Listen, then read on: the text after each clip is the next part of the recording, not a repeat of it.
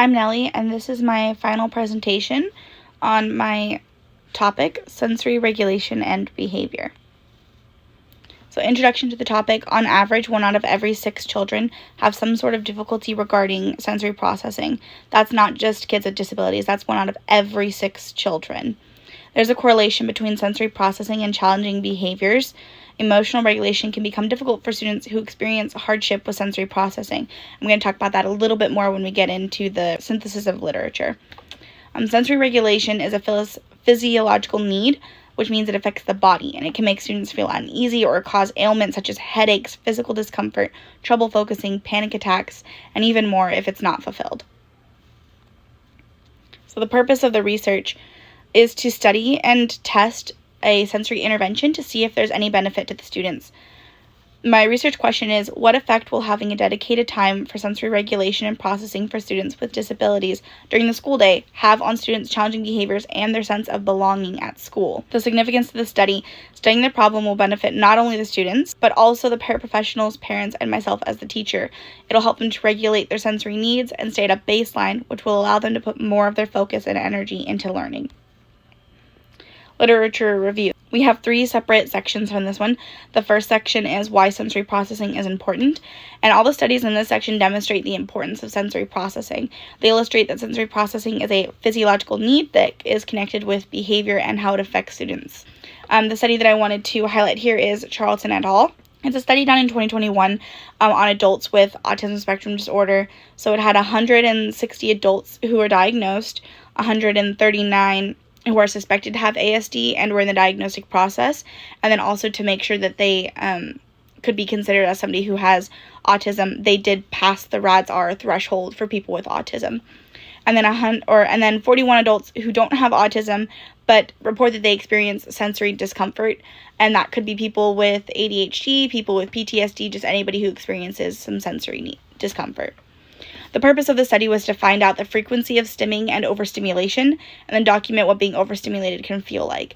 The results indicated that overstimulation causes negative emotions, physical sensations, and cognitive effects such as headaches, body pain, paranoia, difficulty focusing, and even more.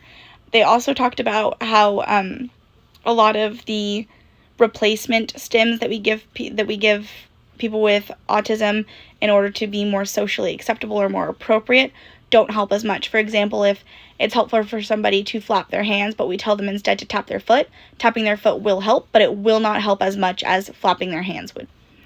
The next section is the effects of sensory dysregulation. So the studies in this section cover the consequences of sensory dysregulation. It can cause challenging behaviors, inattention, and emotional dysregulation. The study I wanted to highlight here is Sun et al. From 2022. It had 57 participants, 52 of which were boys and 5 were girls. The purpose of this study was to see if there's a relationship between emotional dysregulation, sensory processing, and challenging behaviors. And the results indicated that negative behaviors increase along with emotional dysregulation and decrease when the child is regulated. And it concluded that sensory processing difficulties cause emotional dysregulation, which causes challenging behaviors. So basically, sensory processing causes emotional distress, and the emotional distress causes the challenging behaviors.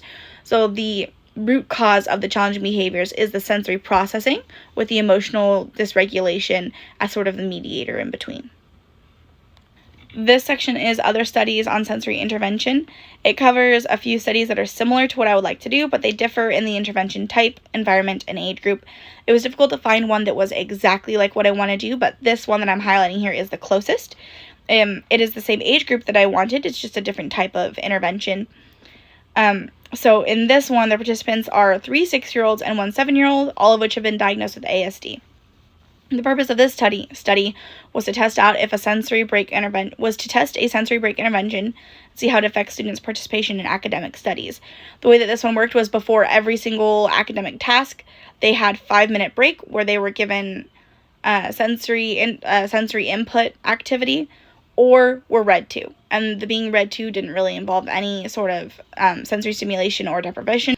And the results showed that they responded differently to sensory input. However, sensory activities did improve their ability to engage in academic tasks that followed. So this one really focused on academic tasks and how sensory regulation affected their ability to participate. So the gap in the justification We already know that dysregulation is linked with challenging behaviors. However, there's not a lot of information regarding a solution or intervention to help with overstimulation and dysregulation caused by school. My study will help to fulfill that gap by providing information on the possible interventions. And like I discussed, the other studies that I found that were close to what I want to do mostly studied how it affected their academics, whereas I am focusing here on behaviors and belonging in a classroom. Methods. So the first section is participants. There'll be student participants, teacher participants, and parents. There will be 8 students total, 2 of which are girls, 6 of which are boys. They all have multiple disabilities, but they are all neurodivergent, meaning they have either autism, ADHD, or most of them have both. It's in an SDC classroom with a majority of the students there during the day and push into Gen Ed at the end of the day. And then the teachers, 1 SDC teacher, first year, that's me. There'll be 1 full-time paraeducator. I don't know their experience yet or even their name, but when I meet them, I'll add that information. And then 1 part-time educator, so they will be floating back and forth between the upper grade SDC and the younger grade SDC. And then the parents. The parents are going to be helping the students fill out the survey. Since my students can't read yet, the parents are going to have to help them fill it out, but the survey is meant to be from the students' perspectives. For the methods survey, like I mentioned before, survey will be sent out to the students and parents. The survey is supposed to see how the students feel and their thoughts on their belonging and comfortability in the classroom. I want to know how they feel in the classroom, whether or not they feel like their needs are met or they're feeling comfortable in general. And then the parents are going to help them fill that out. The other survey will be for the paraeducators and myself, and this will be sort of how often we feel like we need to de-escalate students, how often we feel like students seem overwhelmed, and it's sort of from our perspectives. And then both surveys are going to be sent out before and after the intervention so that we can compare the differences.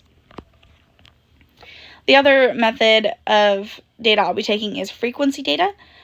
This is going to be how often a challenging behavior occurs. The teacher and the paras will have counters in order to count how often a behavior occurs, and then at the end of the day, we'll add all those up together and chart them. This data will be taken for 2 weeks before the intervention and 4 weeks during the intervention, so that we can compare the intervention data with the pre-intervention data. The definition of the behaviors will be more fleshed out as we get to know the students more and before we even start taking the pre-intervention data. Intervention materials and procedures. This may be longer depending on what is provided in the classroom and what I have access to, but currently the materials are bins, water beads, or some people call them Orbeez, beans and rice, headphones, sensory tiles, books, blanket, a play tent that we use sort of like as a break, pillows, a beanbag chair, and clicker counters for us to take data. For the design and procedures, the intervention procedures, students will have a 30-minute sensory break after lunch every single day for 4 weeks. They can choose between 2 activities that will vary from day to day.